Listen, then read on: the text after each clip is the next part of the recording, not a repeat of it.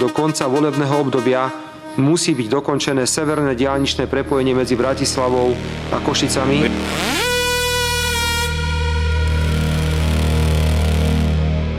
Za komunizmu bolo lepšie, ale veľa ľudí žije v tom klame, že Figel zastavil diaľnice. Treba rozmýšľať, ako vrátiť Slovensku na zodpovednú cestu, napríklad využitím eurofondov. No, PPP projekty by mali byť výhodné, rozumné, ak sú takými, ale tie naše sa ukázalo, a objektívne, nie že Figel hovorí, ako protiústavné, predrážené a podvodné. Prázdniny sú v plnom prúde, slnko páli do okna. Na Liptove stojí život, dlhý rad sa nepohne. V zápche stojím už 2 hodiny, motor ticho vrčí. Všetci chcú byť rýchlo v tieli, no čas sa tu krčí.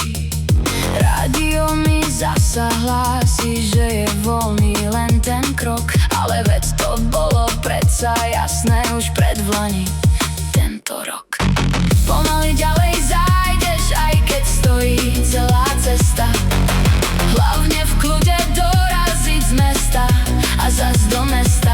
Diaľnica tu mala stojať už v roku 2015, no ja sa nikam neponáhľam, čas mi predsa neújde z rúk, prísť viem včas.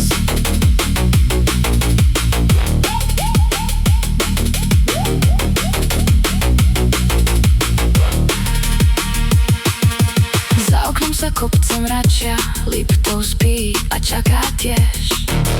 Keď tu stojíš v dlhom rade, nikam rýchlo neutečieš.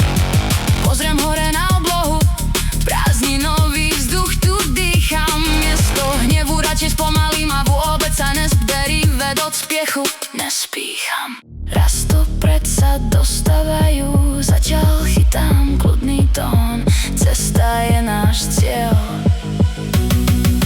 a nie ten rýchly zhon.